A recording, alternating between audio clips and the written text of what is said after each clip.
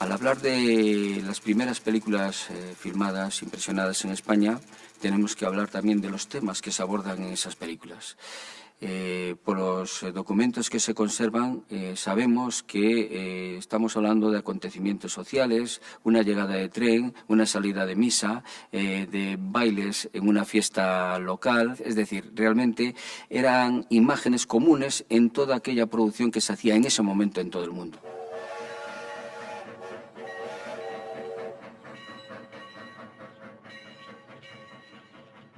Este tipo de vistas panorámicas, que se llamaban pequeños documentales, a veces en un plano único incluso, eran bastante breves, restituían aspectos de la realidad pretendidamente vírgenes y neutrales, expelían ideología por todos los sitios, por lo poco que se conoce.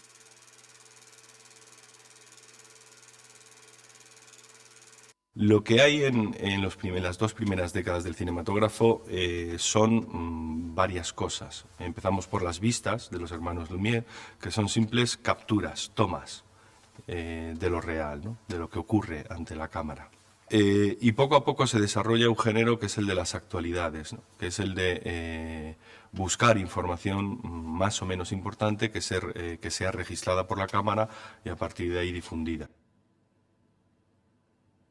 Cuando se empiezan a meter luego ya asuntos de actualidad, por ejemplo la guerra de Cuba, que fue uno de los recursos habituales, o elementos que de alguna forma tienen un carácter noticioso, esas vistas empiezan a girar hacia lo que podía ser, digamos, los formatos embrionarios de los noticiarios cinematográficos, y que luego acabarán siendo los telediarios de hoy en día.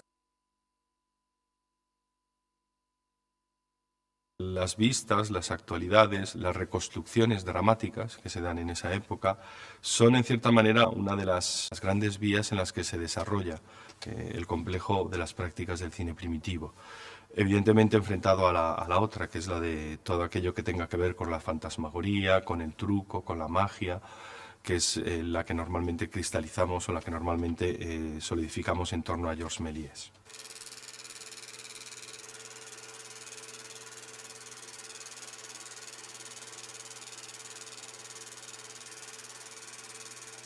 Es muy distinto que Lumière coloque su cámara recién descubierta delante de su propia fábrica y vea salir a sus obreros. Eso parece que es la realidad. Mientras que Méliès se inventa el viaje a la luna, que es algo que Julio Verne había soñado, que nadie nunca había podido hacer, y que Méliès es muy consciente de estar creando algo que no existe. A mí me parece que el problema más interesante que se plantea desde que se analiza cómo históricamente eso que llamamos documental y ficción han ido corriendo caminos paralelos, es que había un exceso de confianza al describir el documental como la realidad. Cuando Lumière filma a los obreros saliendo de su fábrica hay una pregunta muy clara: ¿qué habría ocurrido con esa película si la cámara en vez de Lumière la tienen los obreros?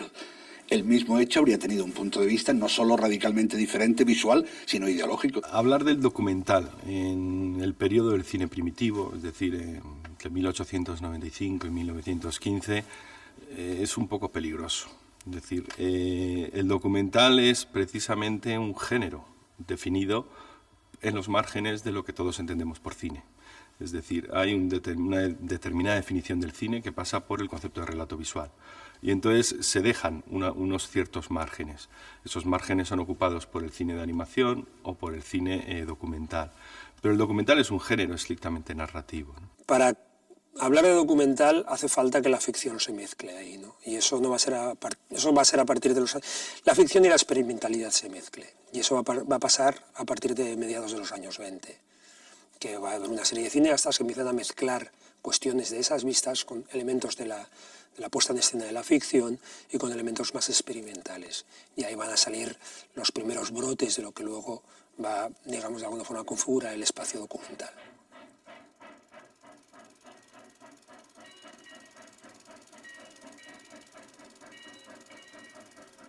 Los inicios del espectáculo cinematográfico, que fundamentalmente eran esto, ¿no? Pues, lo que hoy llamaríamos documentales, que entonces eran reportajes y cosas así, o pequeñas ficciones que no hacían más que reproducir lo que ya se está viendo en teatros, sobre todo en teatros populares, más no en teatros burgueses de gente más o menos encopetada. lo que permiten esas primeras películas, sobre todo cuando se empiezan a vender fuera, bueno, también en España, pero principalmente fuera de las fronteras, es una mínima capitalización para empezar a pensar hacer films de asunto, ¿no? Lo que se llamaban films de asunto, que hoy diríamos de ficción. En fin, eso era mucho más fácil de rodar. Las ficciones, aunque fueran pequeñitas, cortas, que fueran cómicas, eran más caras. Pero entre una cosa y otra se iba creando una embrionaria tesorería para más adelante, pero más adelante años, conseguir iniciar una producción de ficciones más regular.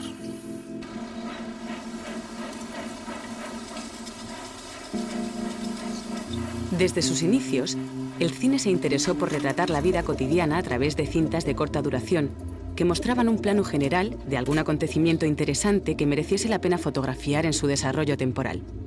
Pero el carácter físico del celuloide hizo que casi intuitivamente los artesanos experimentasen con el montaje, tanto en lo que más tarde se consideraría documental como en lo que denominamos ficción.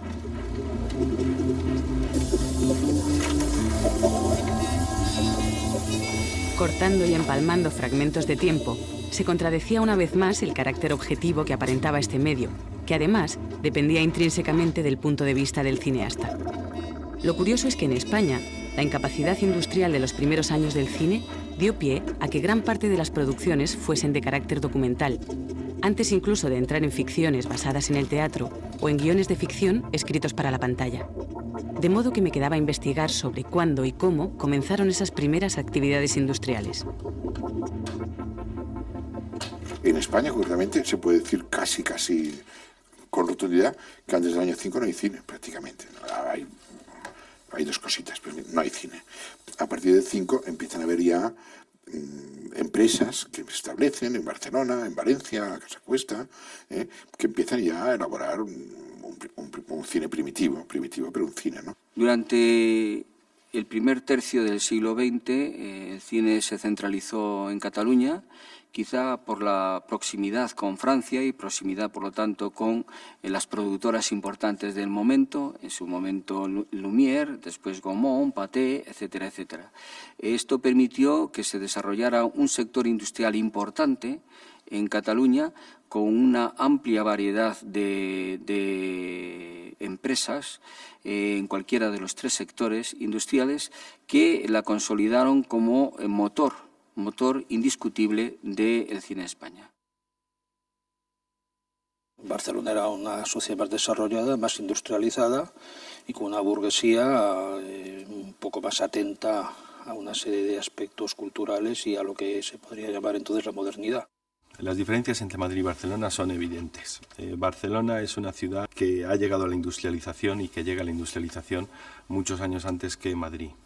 Eso significa que en Barcelona hay un determinado público de masas, un público obrero, mientras que en Madrid no lo hay. Y eso significa que en Barcelona hay una determinada mentalidad moderna respecto a cuáles son las pautas económicas con las que se pueden desarrollar los nuevos medios como el cinematógrafo. En esa fase pionera destacan muchos operadores. Entre ellos cabe destacar a Fructuoso Gelabert, que es uno de los grandes e importantes pioneros de este momento, por la continuidad de su obra, porque ha abordado todo tipo de temáticas habidas en ese momento, o posibles en ese momento, y porque realmente se convierte en referente de otros operadores españoles.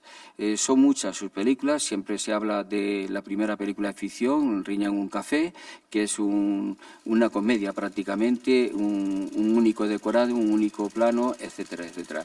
Pero bueno, era el modelo, el formato que se utilizaba en ese momento y fundamental para ir progresando en lo que es materia cinematográfica.